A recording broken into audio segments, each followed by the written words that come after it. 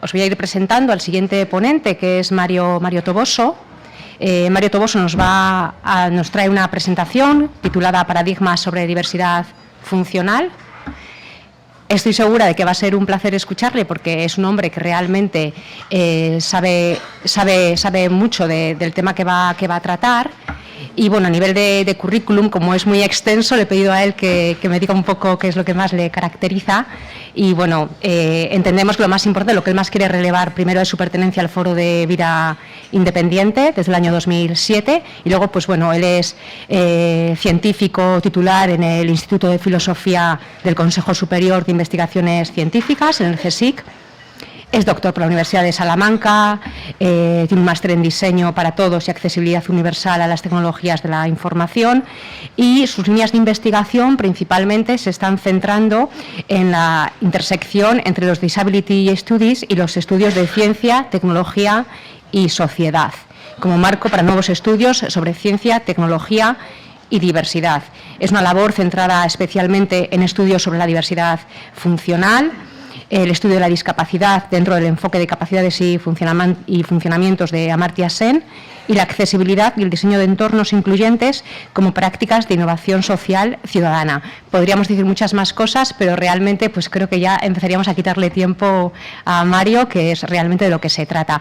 Va a ser una intervención que yo sí que le he pedido que seamos escrupulosos con el tiempo, de unos 40 minutos, para que tengamos 5 de margen para poder hacer 1 o 2 preguntas. Yo, en función de cómo vaya el tiempo, pues ya diré si hay tiempo para 1 o para 2, para que el ponente siguiente pues no se vea tampoco perjudicado.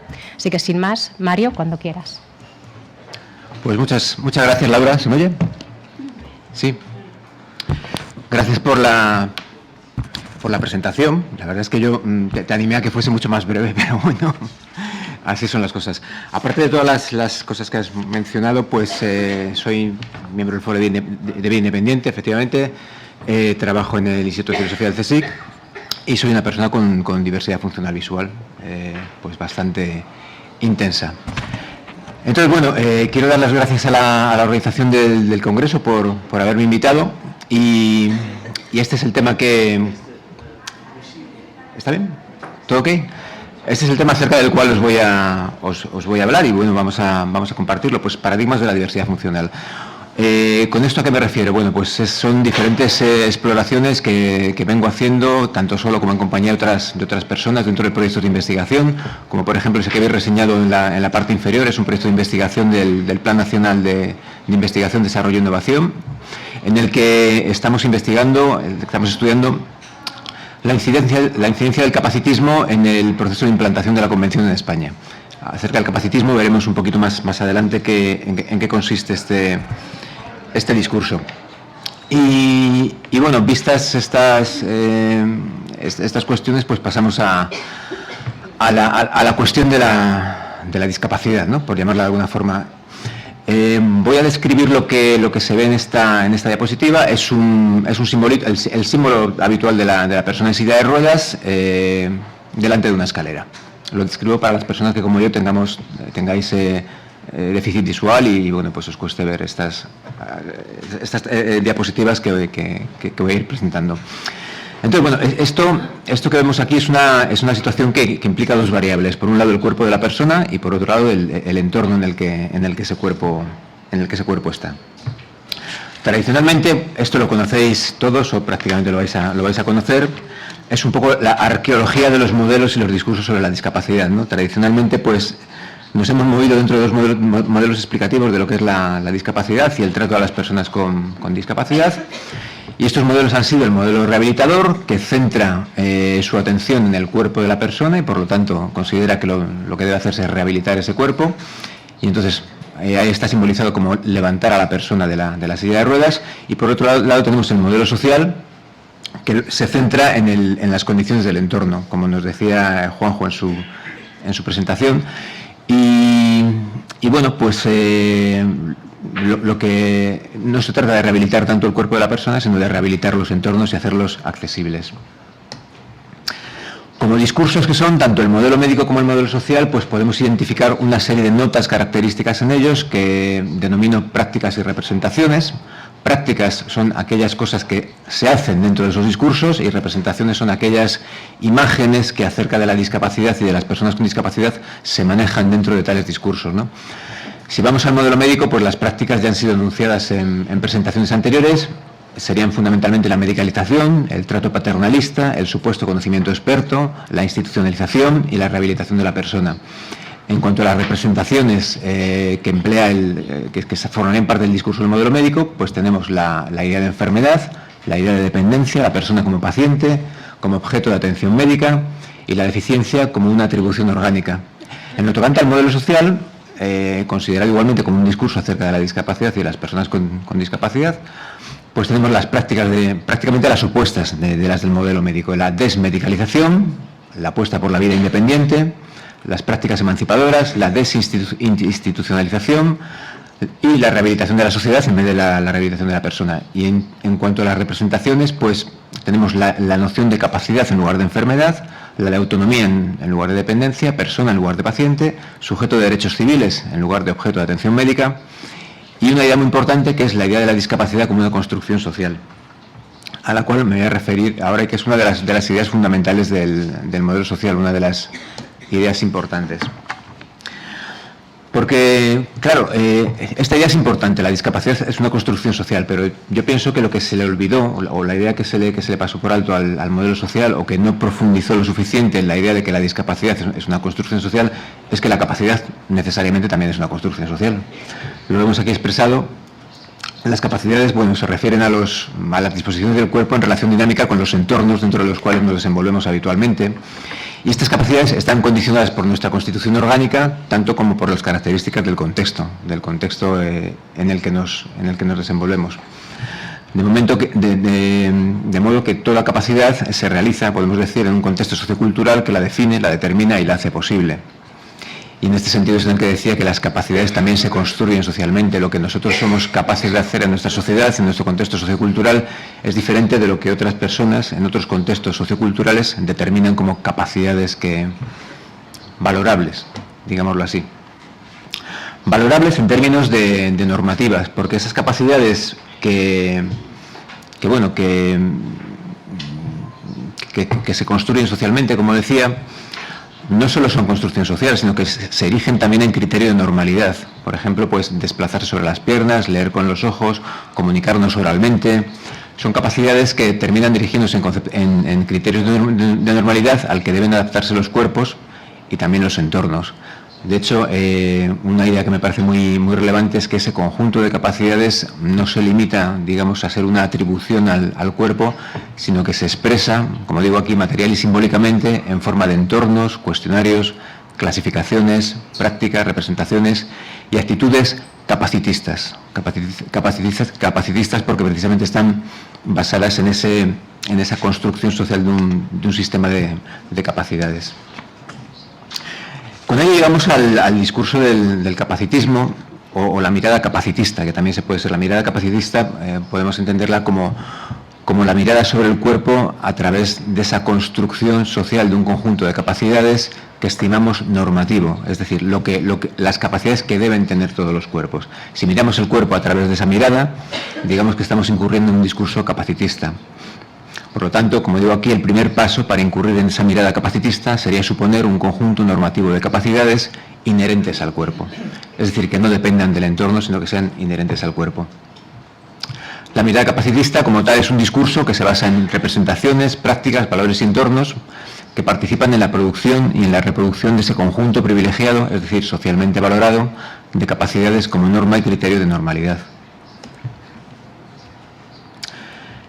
En lo tocante al funcionamiento único, que es igualmente un discurso normativo y normalizador, como lo es el capacitismo, lo que pasa es que va un paso más allá. El funcionamiento único, como digo aquí, se relaciona muy estrechamente con el capacitismo.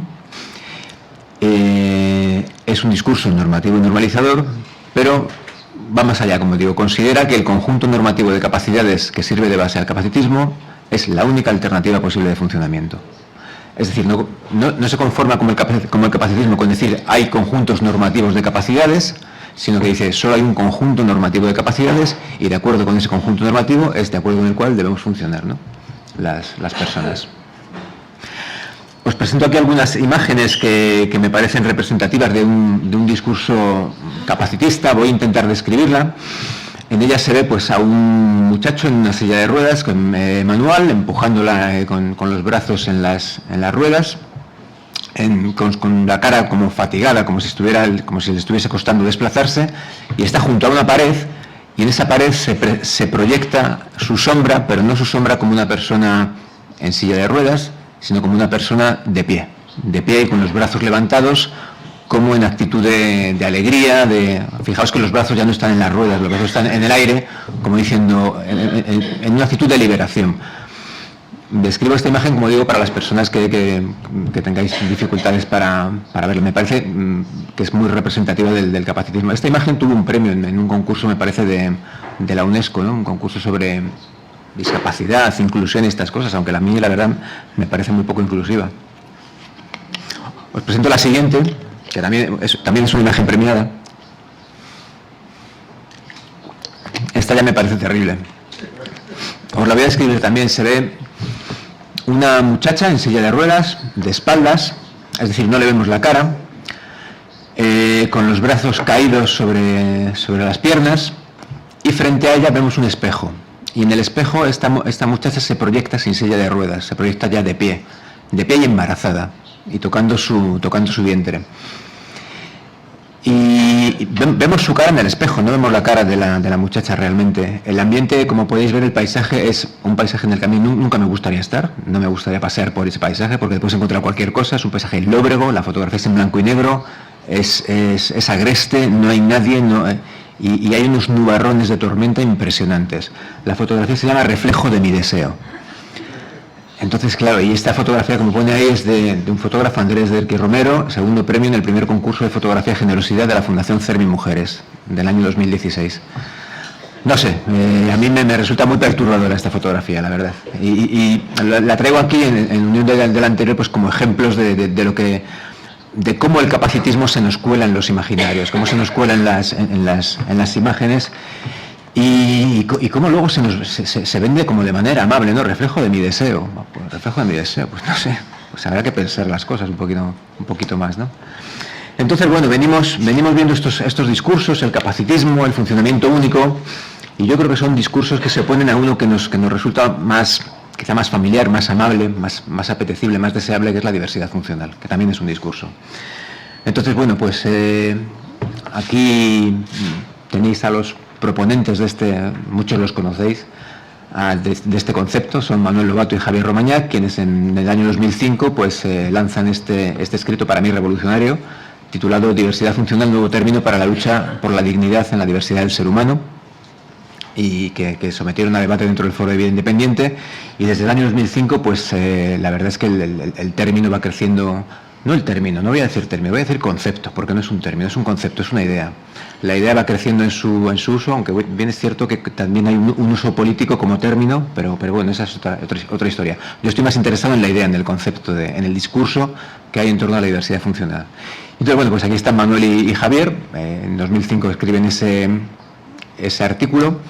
También me gusta recuperar a un amigo mío, a Paco Guzmán, que también tuve la suerte de compartir con él investigación en el Consejo Superior de Investigaciones Científicas durante algunos años, que en 2010 publicó un capítulo muy bueno en un libro que se titula su capítulo Diversidad Funcional, análisis en torno a la propuesta de un cambio terminológico para la discapacidad.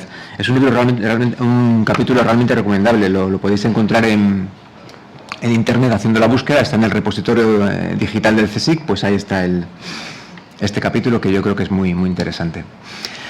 Entonces, ¿cómo podemos definir la diversidad funcional? Bueno, perdonadme por intentarlo, pero bueno, lo sabéis mucho mejor que yo. Podríamos decir que es la clase de diversidad que resulta de considerar todas las expresiones diferentes de funcionamiento posibles. Es decir, frente al discurso del capacitismo y del funcionamiento único, considera todas las posibles alternativas de funcionamiento, no se conforma con una de ellas, como esos discursos a los que me refería anteriormente. ¿Cuál es el problema? Uno de los problemas que yo veo que encuentro en el discurso en la idea de diversidad funcional es que no tiene valoración social de momento. otras diversidades humanas, como puedan ser la diversidad cultural, la diversidad étnica, la diversidad ideológica, religiosa, de género, son valiosas, o al menos son valorables socialmente, ¿no? En términos sociales. Aunque bueno, tengo mis dudas actualmente si esto es así, ¿no? Porque bueno, estamos en tiempos en los que esta valoración de la diversidad no está muy en boga. Pero bueno, el hecho es que respetar estas formas de diversidad implica garantizar las expresiones de todas sus manifestaciones posibles, ya sean culturales, ideológicas, de género, religiosas, lo que queráis. Por el contrario, en lo tocante a la diversidad funcional, esta no se considera que sea socialmente valorable, al menos es mi opinión, ¿no? No creo que tenga el mismo estatus que las otras diversidades, por lo tanto no se considera que deba respetarse y por lo tanto no se considera que deba garantizarse la expresión de todos los funcionamientos posibles, como es lo propio del concepto de diversidad funcional. Y en esto veo yo una gran influencia del capacitismo, precisamente ese discurso capacitista que tenemos introyectado, que nos meten en la cabeza, que nos meten en el cuerpo, en el corazón, desde pequeñitos, a través de imágenes como las que hemos visto, a través de muchísimas vías, pues yo creo que es el que de momento, una de las barreras que impide que la diversidad funcional sea vista como algo socialmente valorable, por el momento. A continuación voy a referirme, como os he dicho, yo estoy actualmente ocupado en el estudio de la idea del discurso de diversidad funcional en diferentes dimensiones, porque me interesa que se tome en serio, o sea, que se deje de decir esa chorrada de, no, diversidad funcional es un eufemismo que utilizáis para no decir discapacidad. No es un eufemismo. La diversidad funcional es una cosa totalmente contraria y distinta a lo que es la discapacidad. Y como discurso es absolutamente diferente. Entonces, mi interés como científico, como académico en el Instituto de Filosofía, pues es inventarme, crear razones, investigar razones y argumentos para que no me vuelvan a decir eso del eufemismo, ¿no? Para que llegue un momento en que digan, joder, no te puedo decir lo del eufemismo, vaya. Hemos elaborado entre muchos un discurso lo suficientemente sólido sobre la diversidad funcional para que ya no te pueda decir esta chorrada del eufemismo, ¿no? Y bueno, pues de momento lo que vengo haciendo es ver diferentes dimensiones en las que la diversidad funcional es un concepto totalmente necesario y súper importante, ¿no? Entonces, la primera dimensión, y estas dimensiones me resulta interesante deciros que van desde la dimensión corporal, desde lo que somos como cuerpo, hasta la dimensión cultural, hasta la cultura de la que formamos parte, ¿no? Entonces, es un recorrido ambicioso en el que os invito a que me acompañéis y vamos a iniciarlo. En la imagen que tenemos en diapositivas se ven así diferentes cuerpos en diferentes colores. Es una imagen como si fuese un arco iris de cuerpos, de diferentes cuerpos, con diferentes funcionamientos y formas de funcionar, según una mujer embarazada, un hombre, vamos a decir, adulto y normal, una persona con un perro guía, un niño, una mujer, pues bien, normal, una persona en silla de ruedas, otro niño, es decir, se ve toda una mezcla, una mezcla de cuerpos en diferentes colores, en diferentes formas de poder funcionar. Y en la imagen de abajo se ve la evolución de una persona, en este caso es un varón, cómo evoluciona su cuerpo a lo largo de la vida. Desde pequeñito que está gateando, pues ya se levanta, es un niño, crece un poquito más, ya es un joven adolescente, llega a la edad adulto. Entonces son como diferentes fotografías de esta persona hasta la vejez, ¿no? Y claro, lo que yo vamos a dejar esta. Lo que yo trato de mostraros con estas imágenes es que bueno, pues todos incorporamos un modo particular de funcionamiento, y esta experiencia, que es individual y variable de un cuerpo a otro, varía también a lo largo de la vida, es decir, como se muestra en la figura de abajo, y por eso considero que la diversidad funcional es una condición inherente al ser humano. Yo creo que es una de las diversidades inherentes de las que no cabría dudar, ¿no? Que son inherentes tanto en el aspecto intersocial, digamos, de nuestra convivencia con los diferentes cuerpos, como en el aspecto particular que nos atañe como cuerpo que evoluciona de acuerdo con la edad y con la cronología. Hay una segunda dimensión, que es la dimensión relacional. Ya salimos del cuerpo y vamos hacia los entornos. En esta dimensión relacional me parece especialmente importante destacar el papel del funcionamiento como mediador entre el cuerpo y el entorno. Es lo que denomino la relación de funcionamiento. Lo vemos aquí en esta imagen. Bueno, se podría resumir diciendo que el funcionamiento es la mediación entre el cuerpo y el entorno. Pero claro, ¿qué es esto del funcionamiento? Vamos a tratar de entenderlo. Esa relación de funcionamiento puede ser favorable, como en el caso que tenemos aquí. Vemos una persona que se acerca caminando a una escalera. Esto es una relación de funcionamiento favorable porque cuando esa persona llega a la escalera, va a subir la escalera. O puede ser desfavorable. Vemos a una persona en silla de ruedas que se acerca a la misma escalera y, bueno, pues en este caso la relación es desfavorable. Pero tenemos que tener en cuenta la influencia del entorno. Si en vez de la escalera lo que tenemos es una rampa, la relación se torna favorable, la relación de funcionamiento se torna favorable y, por lo tanto, pues esa persona puede acceder al espacio de que se trate. Hay una cuestión relevante y es que esta influencia del entorno en el funcionamiento le ocurre a cualquier persona, no solo nos ocurre a las personas con diversidad funcional, le ocurre a cualquier persona. Cualquier persona que, no sé, imaginaos que viaje a un país cuya lengua desconoce, pues se ve discapacitada en términos de comunicación oral. Entonces, todas estas cuestiones que dicen, bueno, es que los entornos son hostiles a las personas con diversidad. No, los entornos son hostiles a cualquier persona para la que no estén pensados, no solo para nosotros, ¿no? Y hay una cuestión que me parece relevante, que es la diferencia entre funcionamiento y capacidad. Porque yo creo que el problema está en la capacidad y un poco el camino está en el funcionamiento. De ahí la importancia de la idea de diversidad funcional y el problema del capacitismo, ¿no? de la idea de discapacidad. El funcionamiento es una mediación. Realmente el funcionamiento no está ni en el cuerpo ni en el entorno. Está en la unión, en la relación entre el cuerpo y el entorno. En tanto que las capacidades, como vimos antes, las capacidades se atribuyen a un cuerpo. Se atribuyen a los cuerpos. Se da por supuesto que tales cuerpos tienen tales capacidades. Y entonces, con esas capacidades, esos cuerpos se lanzan a los entornos y pueden o no pueden hacer las cosas, ¿no?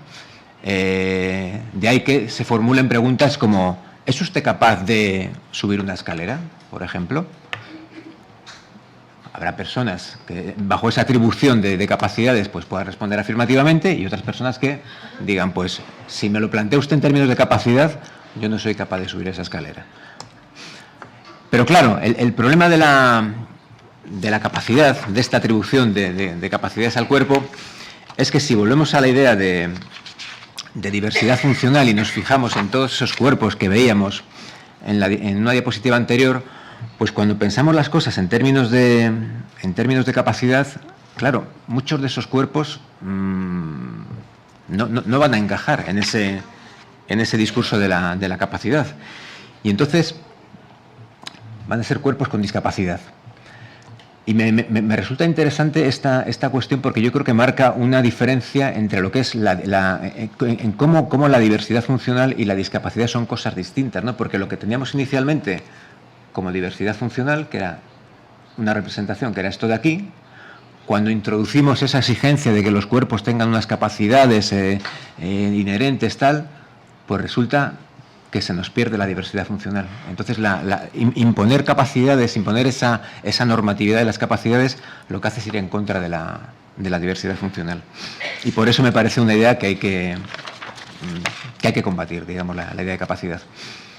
Y deberíamos apostar por otro tipo de preguntas, ¿no? Esa pregunta de ¿es usted capaz de...? Porque en ella estamos olvidando precisamente la influencia del entorno, sino, por ejemplo, ¿considera usted que el diseño del entorno es adecuado para...? Esta es otra pregunta completamente distinta. Es una pregunta que nos proyecta en un mundo totalmente diferente, en un mundo en el que no se pregunta por la capacidad del cuerpo, sino por la relación del cuerpo con el entorno a través de los correspondientes diseños. Pasamos a la tercera dimensión de la diversidad funcional, que es la dimensión política. Y aquí tenemos a Landon Wiener. Landon Wiener es un filósofo de la tecnología que da sus clases en el Instituto Politécnico Rensselaer de Nueva York. Y allí enseña diversidad funcional a los ingenieros, porque Landon estuvo por aquí un tiempo en el Instituto de Filosofía. Paco Guzmán y yo tuvimos ocasión de conocerle, le explicamos la idea de diversidad funcional y le parece maravillosa. Dijo, esa idea es súper política, es potentísima. Además, se da la circunstancia de que Landon conoció personalmente a Ed Roberts en California. cuando estudiaba ciencias políticas. Y bueno, en un artículo del año 1980 que se titula ¿Tienen política los artefactos?, pues Landon se plantea lo siguiente, hace un análisis de una red de puentes que hay en las carreteras que llevan a las playas del Long Island en Nueva York. Y claro, él se da cuenta, dice, lo primero que llama la atención cuando vemos estos puentes es lo bajitos que son. ¿Y por qué son tan bajitos estos puentes? Y entonces él, investigando, llega a la conclusión de que esos puentes estaban diseñados por un urbanista llamado Robert Moses, que era una persona un tanto clasista, y claro, eran así de bajitos para que los autobuses no pasasen, no pudiesen pasar por debajo. Vale. Es decir, claro, los autobuses, ¿quién los utilizaba? Las clases populares. En tanto que quienes tenían coche particular, pues eran las clases pudientes económicamente. Entonces, a Moses no le interesaba que las clases populares en sus autobuses fuesen a las playas de Long Island. Y por lo tanto, generó esta red de puentes por debajo de los cuales no podían pasar los autobuses debido a su baja altura. Entonces, bueno, pues esto es como hacen política los artefactos, nos dice Landon. Al hilo de este ejemplo que os comento, hay un cierto parecido con esto, ¿verdad? Aquí vemos en la diapositiva una gran escalera, una tremenda escalera y la figura de una persona en silla de ruedas pues frente a una escalera. Yo creo que es el mismo caso, es prácticamente el mismo caso. Son entornos que impiden el funcionamiento de las personas. Y por eso digo que hay una dimensión también política en la diversidad funcional. Política, además, en el sentido de considerar que, bueno, que los entornos incorporan discursos, y estos discursos son discursos acerca de los cuerpos y de los funcionamientos de las personas.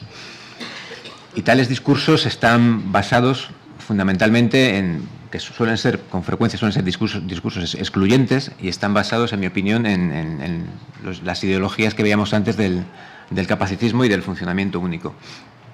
Lo que vemos en esta imagen es que esa escalera, que es una barrera arquitectónica, como lo eran los puentes de Moses para muchas personas, esa escalera, pues lo que vemos en la siguiente diapositiva es subida esa escalera, es ascendida, es usada sin ningún problema por un chico joven que la sube, perfectamente normal, capaz, en tanto que a la izquierda, a la derecha, pues vemos personas para quienes esa escalera supondría una barrera del entorno. Vemos a una persona en silla de ruedas, a una persona que desplaza una maleta de estas de ruedas que se llevan ahora, a un señor mayor enfrentado a una escalera similar, y a una mujer pues, con un carrito de niño, pues también experimentando dificultades con esa escalera.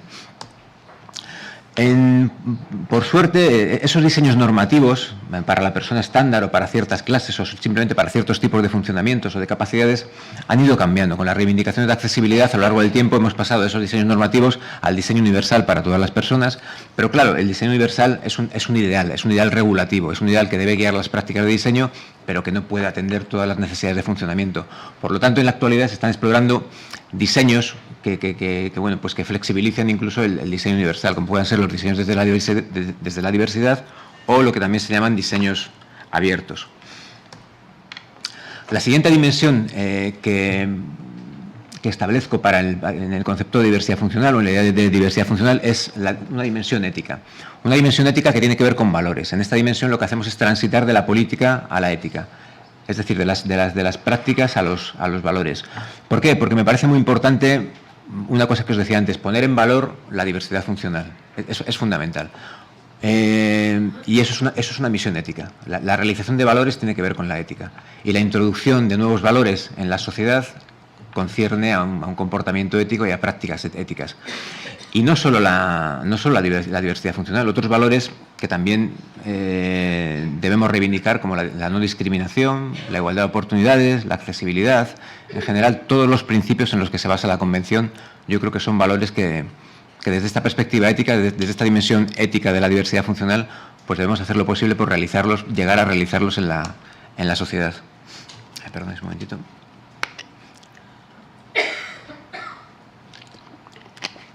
Nos vamos acercando ya al final, ya estamos en la quinta dimensión del espacio, no sé dónde estará esto.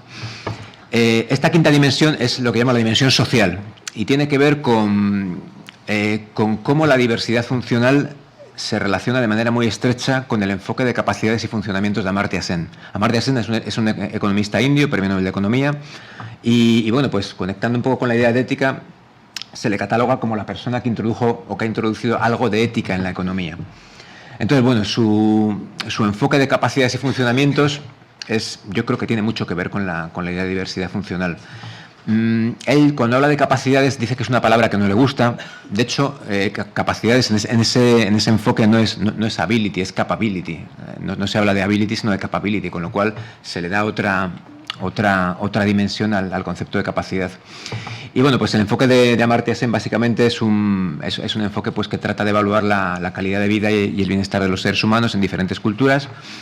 Su noción más básica es la de funcionamientos. Los funcionamientos son aquellas cosas que las personas estimamos valioso hacer o llegar a ser.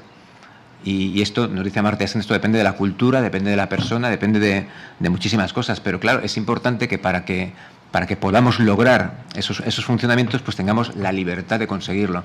Por ejemplo, si para mí es importante ir al cine y ver películas y no tengo audiodescripción, pues en cierto sentido me estoy perdiendo mucho.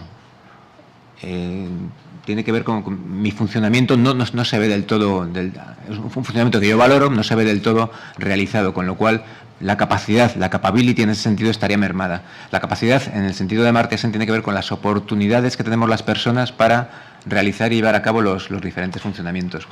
Hay otra noción importante en el esquema de Amartya Sen, que es el conjunto capacidad. Él lo llama estas palabras de conjunto capacidad, tened en cuenta que no es ability, es capability. Y incluso el propio Sen dice que no le gustaba nada esta palabra de capacidad. El conjunto capacidad es el conjunto de todos los funcionamientos valiosos llevados a cabo por las personas en sus entornos. Digamos que es como el conjunto de todas las cosas que podemos hacer y llegar a ser, ¿no? Entonces, una de las cuestiones importantes en la teoría de Amartya Sen es el valor que tiene la diversidad humana. Nos dice que la diversidad humana, tanto de características propias como de características ambientales, hay que prestar mucha atención a esa diversidad porque puede ser generadora de desigualdades. De desigualdades en el sentido de que, bueno, pues podemos nacer en entornos o con características fisiológicas pues que nos pongan en situación de desigualdad frente a otras personas o frente a otros entornos. Y entonces, a la hora de atender esa diversidad, lo que nos dice Amartya Sen es que debemos ser más, ¿cómo decirlo?, más atentos a aquellas diversidades que pueden suponer una discriminación que a esas otras diversidades que, bueno, pues que son más estándar, ¿no? Y bueno, aquí es precisamente donde entra la idea de diversidad funcional, porque claro, Amartya Sen en su teoría se fija en la diversidad de características personales, ambientales, económicas, sociales, pero no se fija en las diferentes formas que tenemos de desarrollar los mismos funcionamientos. Por ejemplo, nos podemos desplazar de muchas maneras, en silla de ruedas, caminando, nos podemos desplazar con andador, con muletas.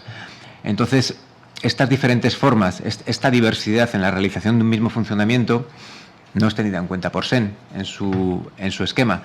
Con lo cual, nosotros en varios artículos con Soledad Arnau, también una compañera del Foro de Vida Independiente, pues hemos propuesto ampliar la noción del conjunto capacidad para dar cabida también a esos otros, para que la diversidad que considera Sen en su enfoque también dé cabida a la diversidad de los funcionamientos.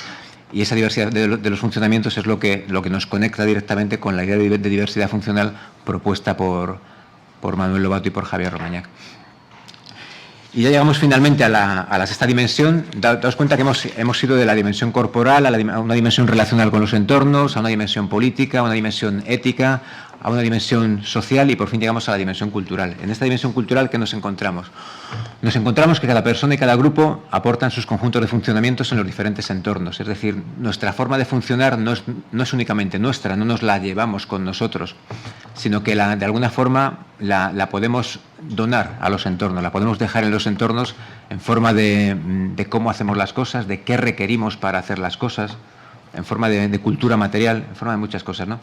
Por eso digo aquí que podemos considerar el conjunto total de los funcionamientos aportados por las personas como una parte de la cultura de la sociedad a la que pertenecen esas personas. Es decir, la cultura no solo tendría que ver con aspectos que tienen que ver con realizaciones artísticas o literarias o de este tipo, ¿no? Sino que la cultura es también cómo hacemos las cosas y si las hacemos de diferente manera y cómo cada persona las hacemos de diferente forma. La cultura no solo es lo que nos dan los medios culturales, las industrias culturales. Cultura es también lo que hacemos y lo que nosotros damos a la sociedad, ¿no? En ese sentido, pues la cultura comunitaria, como digo aquí, se puede considerar como el conjunto de todos los funcionamientos que en los distintos entornos constituyen las posibilidades de funcionamiento de la comunidad. Y además es interesante notar que cuantos más funcionamientos dispone una cultura o una sociedad, más inclusiva es, porque más oportunidades de funcionar ofrece a las personas. Y aquí está pues un pequeño resumen de lo que hemos recorrido. Nos hemos centrado en el concepto, en la idea de diversidad funcional, y hemos tratado de explorarla en diferentes dimensiones, su presencia en diferentes dimensiones que van desde lo corporal a lo cultural, pasando por lo relacional, la relación con los entornos, la política, es decir, la política de cómo nos enfrentamos a situaciones de discriminación, y cómo la diversidad funcional está presente para combatir o para hacer frente a esas situaciones, desde el punto de vista de la ética, con la introducción de nuevos valores en la sociedad y con la realización de nuevos valores, con el valor de la diversidad funcional como uno de ellos, y para mí muy importante, la dimensión social, que tiene que ver con el hermanamiento que creo yo que existe entre la idea de diversidad funcional y el enfoque de las capacidades y los funcionamientos de Amartya Sen, que es un enfoque amplísimamente aceptado en el ámbito internacional, con lo cual yo creo que es una fortaleza para el concepto de diversidad funcional. Y finalmente, pues la noción de la dimensión cultural de la diversidad funcional, que bueno, pues tiene que ver con eso, con cómo las personas a través de nuestros funcionamientos hacemos cultura en las sociedades a las que pertenecemos y en los grupos a los que pertenecemos, porque nuestra forma de hacer las cosas sirve de ejemplo, queda en los entornos, queda como cultura material, como artefactos, como ejemplos, ¿no? Y bueno, pues este es el viaje que yo os invitaba a hacer. La intención, como os decía al principio, es generar un discurso profundo, fuerte de la diversidad funcional, que nos permita analizar categorías sociales, desde lo individual a lo social, desde el cuerpo a la cultura y a la sociedad, en términos de la diversidad funcional como una categoría transversal que atraviesa todas esas dimensiones y que está presente en todas esas dimensiones de la experiencia humana y de la experiencia social, ¿no? Entonces, bueno, pues hasta aquí. Gracias.